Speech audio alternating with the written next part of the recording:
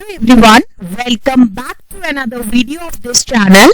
आज के वीडियो में हम डिस्कस करेंगे गेट 2013 के पेपर को। आज के जो हमारी सेक्शन है वो है लीनियर अलजेब्रा और साथ ही साथ ये जो वीडियो है ये है पार्ट 4th इस सीरीज का।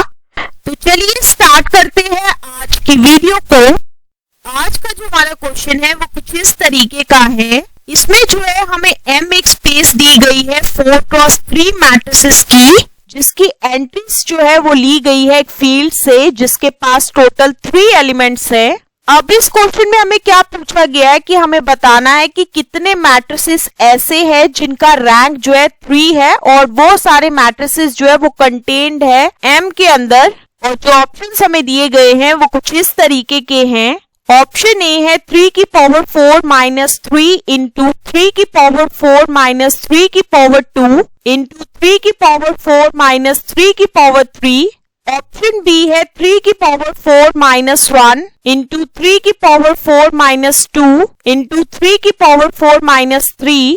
ऑप्शन सी है 3 की पावर 4 माइनस 1 इंटू 3 की पावर 4 माइनस 3 इंटू 3 की पावर 4 माइनस 3 की पावर 2।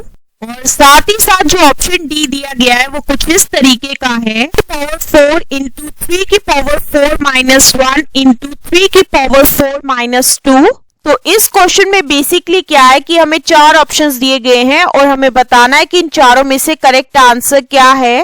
तो चलिए डिस्कस करते हैं इस क्वेश्चन के सॉल्यूशन को। सबसे पहले इस क्वेश्चन में क्या है कि Z3 जो है वो एक फाइनाइट फील्ड है जिसके पास टोटल 3 एलिमेंट्स है। इस केस में Z3 जो है वो एक ऐसा सेट है जिसके एलिमेंट्स कुछ इस तरीके के हैं 0, 1, 2। साथ ही साथ इस क्वेश्चन में जो है M हमें एक ऐसी स्पेस दी गई है जिसके पास जो है 4x3 के मैट्रिसेस हैं और जिसकी सभी एंट्रीज जो है वो ली गई है Z3 से।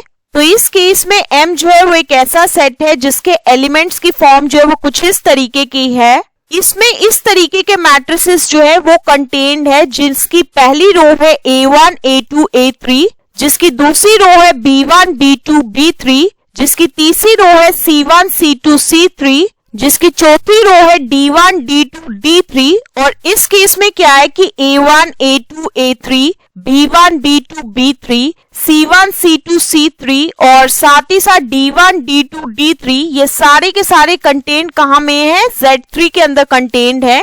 अब इस क्वेश्चन में हमें क्या पूछा गया कि हमें बताने हैं कि कितने मैट्रिसेस ऐसे हैं इस M के अंदर जिनका रैंक जो है 3 के बराबर होगा। रैंक 3 का मतलब ये है कि कितने ऐसे मैट्रिसेस ऐसे हैं जिसके पास जो है 3 एलाई रोज हैं या कह सकते हो कि 3 एलाई कॉलम्स हैं और ये सारे के सारे मैट्रिसेस जो है वो कंटेन्ड है इस M के अंदर। जैसा कि मैंने अभी आपको बताया था कि M सेट के अंदर जो है इस तरीके के मैट्रिसेस होंगे। सबसे पहले हम कंसिडर करेंगे कॉलम नंबर C1 की तरफ। अगर मैं बात करूं कॉलम वेक्टर C1 की फर्स्ट एलिमेंट के लिए तो इसको जो है फिल इन करने के लिए हमारे पास टोटल कितने ऑप्शंस है? 3 ऑप्शंस है और वो 3 ऑप्शंस क्या है? 0, 1, 2।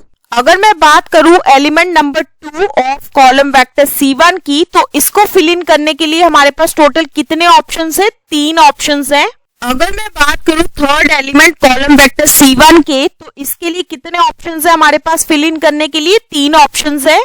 और साथ ही साथ अगर मैं बात करूं फोर्थ एलिमेंट इस कॉलम वेक्टर C1 के तो उसके लिए हमारे पास कितने ऑप्शंस है? 3 ऑप्शंस है। तो टोटल कितने ऑप्शंस है हमारे पास कॉलम नंबर C1 को फिल इन करने के लिए? 3 की पावर 4 है। जो हमारा फर्स्ट कॉलम वेक्टर है C1 इन मैट्रिसेस का वो क्या होना चाहिए? सबसे पहले तो Li होना चाहिए और अगर इसे Li होना चाहिए तो उसके लिए क्या होना चाहिए? ये एक नॉन जीरो वेक्टर होना चाहिए। तो इसीलिए क्या है कि फर्स्ट कॉलम वेक्टर को जो है फिल इन करने के लिए हमारे पास टोटल कितने ऑप्शंस है? 3 की पावर 4 माइनस 1 ऑप्शंस है। -1 इसलिए किया है क्योंकि इस केस में क्या होना चाहिए? C1 जो है वो एक नॉन जीरो वेक्टर होना चाहिए। नॉन जीरो वेक्टर इसलिए होना चाहिए क्योंकि हमारा C1 वेक्टर जो है वो एक Li वेक्टर होना चाहिए। तो उसके लिए हमारे पास एक ही ऐसा कॉलम वेक्टर है जो कि Li नहीं है और जो कि जीरो वेक्टर है जिसके पास एक ही कॉलम है और वो पहला कॉलम क्या है? 0, 0, 0, 0। तो इसी वजह से क्या है कि फर्स्ट कॉलम वेक्टर को फिल इन करने के लिए जो है हमारे पास कितने ऑप्शंस है? 3 की पावर 4 माइनस 1 ऑप्शंस है। 4 क्रॉस 3 मैट्रिसेस के अंदर अगर मैं सेकंड कॉलम वेक्टर C2 की बात करूं तो इस केस में सेकंड कॉलम वेक्टर C2 जो है इन मैट्रिसेस का वो एक ऐसा वेक्टर होगा जो कि लिया जाएगा Z3 से, लेकिन वो एक ऐसा कॉलम वेक्टर होगा जो कि लीनियर कॉम्बिनेशन में नहीं होगा फर्स्ट कॉलम वेक्टर C1 के, ताकि जो है हमारा सेकंड कॉलम वेक्टर जो है वो भी Li वेक्टर हो। तो उसके लिए हम कैलकुलेट करेंगे L ऑफ C1। ये एक ऐसा सेट होगा जिसके एलिमेंट्स जो होंगे वो लीनियर कॉम्बिनेशन में होंगे कॉलम वेक्टर C1 के। मतलब कि क्या है कि ये एक ऐसा सेट होगा जिसके एलिमेंट्स के फॉर्म कुछ इस तरीके की होगी A इंटू C1, जहाँ पे A जो है वो बिलोंग करेगा Z3 के अंदर। तो इस केस में L ऑफ C1 जो है वो किसके बराबर होगा, ये एक ऐसा सेट होगा जिसके पास टोटल 3 एलिमेंट्स होंगे जो कि कुछ इस तरीके के होंगे 0 into C1, 1 into C1 and 2 into C1। तो इस केस में L ऑफ C1 के अंदर कितने एलिमेंट्स हैं, 3 एलिमेंट्स हैं, और ये सारे के सारे वो एलिमेंट्स हैं जो लीनियर कॉम्बिनेशन में है हमारे फर्स्ट कॉलम वेक्टर C1 के। लेकिन जैसा कि मैंने अभी आपके साथ डिस्कस किया कि जो सेकंड कॉलम वेक्टर होना चाहिए वो एक ऐसा वेक्टर होना चाहिए जो कि ना हो लीनियर कॉम्बिनेशन में हमारे फर्स्ट कॉलम वेक्टर के। तो सेकंड कॉलम वेक्टर को फिल इन करने के लिए हमारे पास टोटल कितने ऑप्शंस हैं, 3 की पावर 4 माइनस 3 ऑप्शंस हैं। -3 इसलिए किया गया है क्योंकि ये सारे एलिमेंट्स जो है वो क्या है, लीनियर कॉम्बिनेशन में है हमारे फर्स्ट कॉलम वेक्टर के।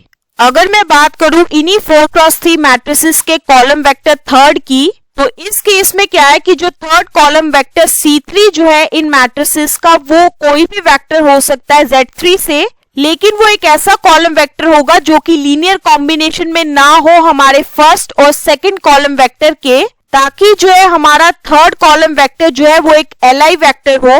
तो इस केस में हम कैलकुलेट करेंगे L ऑफ C1, C2, और इसमें जो है वो सारे वेक्टर्स है जो कि लीनियर कॉम्बिनेशन में होंगे हमारे फर्स्ट और सेकंड कॉलम वेक्टर के। और ये जो है वो एक ऐसा सेट होगा जिसके एलिमेंट्स की फॉर्म कुछ इस तरीके की होगी A into C1 plus B into C2, जहाँ पे A और B जो है वो बिलोंग करेंगे Z3 के अंदर। इस L ऑफ C1, C2 के अंदर टोटल कितने एलिमेंट्स होंगे, 3 की पावर 2 एलिमेंट्स होंगे। जैसा कि मैंने अभी आपके साथ पहले ही डिस्कस किया था कि इस थर्ड कॉलम वेक्टर को जो है फिल इन करने के लिए हमारे पास टोटल कितने ऑप्शंस हैं, 3 की पावर 4 ऑप्शंस हैं। लेकिन अगर हमें ये थर्ड कॉलम वेक्टर जो है वो एक Li वेक्टर चाहिए तो उसके लिए क्या होना चाहिए, ये जो है वो लीनियर कॉम्बिनेशन में नहीं होना चाहिए हमारे फर्स्ट और सेकंड कॉलम वेक्टर के। तो इसीलिए जो है थर्ड कॉलम वेक्टर को फिल इन करने के लिए हमारे पास टोटल कितने ऑप्शंस है, 3 की पावर 4 माइनस 3 की पावर 2 ऑप्शंस है। इसमें जो है -3 की पावर 2 जो है वो हमने क्यों किया है, क्योंकि 3 की पावर 2 जो है वो सारे एलिमेंट्स है जो कि लीनियर कॉम्बिनेशन में है हमारे फर्स्ट और सेकंड कॉलम वेक्टर के। तो इसीलिए जो है हमने 3 की पावर 4 में से जो है माइनस किया गया है 3 की पावर 2 को। तो इस पूरे डिस्कशन से हमें ये चीज पता चली है कि कितने मैट्रिसेस ऐसे होंगे इस सेम के अंदर जिनका रैंक जो है वो 3 के बराबर होगा। 3 की पावर 4 माइनस 1 इंटू 3 की पावर 4 माइनस 3 इंटू 3 की पावर 4 माइनस 3 की पावर 2। इस केस में 3 की पावर 4 माइनस 1 जो है वो डिनोट कर रहा है कि कितने तरीके से जो है फर्स्ट कॉलम को जो है इन मैट्रिसेस के हम फिल इन कर सकते हैं ताकि ये जो फर्स्ट कॉलम है वो हमारा एक Li कॉलम हो।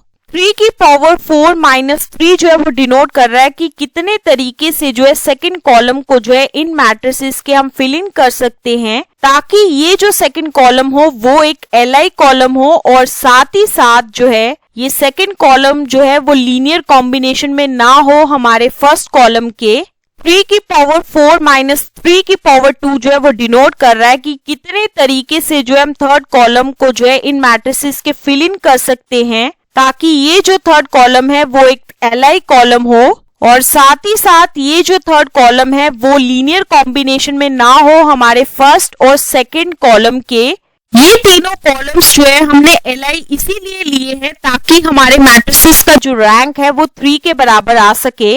तो इसी वजह से जो है हमारे टोटल कितने मैट्रिसेस ऐसे हैं जो कि M के अंदर है जिनका रैंक जो है वो 3 के बराबर है, वो है 3 की पावर 4 माइनस 1 इंटू 3 की पावर 4 माइनस 3 इंटू 3 की पावर 4 माइनस 3 की पावर 2। और ये जो है वो मैच कर रहा है हमारे ऑप्शन सी से, तो इसी वजह से जो है ऑप्शन सी जो है वो बिल्कुल सही है और बाकी के सभी ऑप्शंस जो है वो गलत है। So that's why option C will be the answer of this particular question. So with the explanation of this question, this is the end of this video. तो मिलते हैं नेक्स्ट वीडियो में नए क्वेश्चन के साथ. So stay tuned for the next video.